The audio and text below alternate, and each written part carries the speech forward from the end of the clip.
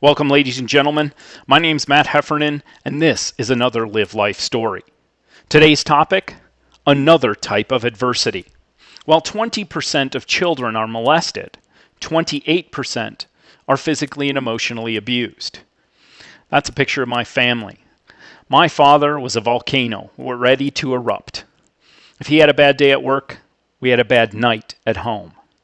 The beatings were constant. He would explode at the littlest thing. I can spend time telling you about being beaten bloody, about being locked into closets, about being locked in the basement. But that does no good, other than showing you adversity.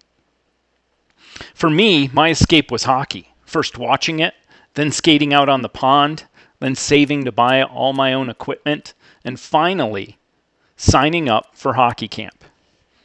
I was 16 years old when I decided to go to Spirit Hockey Camp. Professionals Bill Gardner and Grant Mulvey of the Chicago Blackhawks were the instructors. And they treated me so well. They treated all the kids well, instilling confidence in me I never had. Not yelling and screaming and putting me down. I met Dave Gomez, the owner of Spirit Hockey Camp. He would take me out to dinner. I remember later on, I would stop by his office in downtown Chicago. Here was a man who was a very successful businessman, but he had time for me. My dad didn't. I met Mike Carucci through Spirit Hockey Camp, and he hired me with the Chicago Blackhawks. I started working in the locker room with them. Heck, I even met Warren Hansen there on the left. Mike's there in the middle. And they became lifelong friends. I even met the supplier of the Chicago Blackhawks, Gunzo. That's Gunzo on the right with his wife Helen and the Stanley Cup in 1961. Gunzo was the equipment manager and backup goalie for the Chicago Blackhawks in the 60s, but he then went on to start a successful business.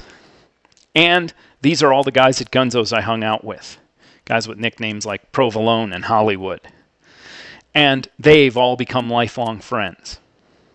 In fact, hanging out at Gunzo's, I met Bill Martin.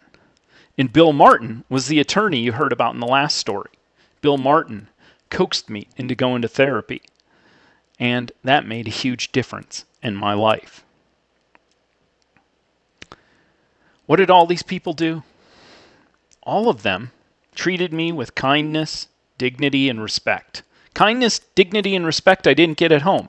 Kindness, dignity, and respect that I never knew. And the big thing is, if you ask them, I'm sure they didn't even know they were doing it. They were just being their normal, natural self.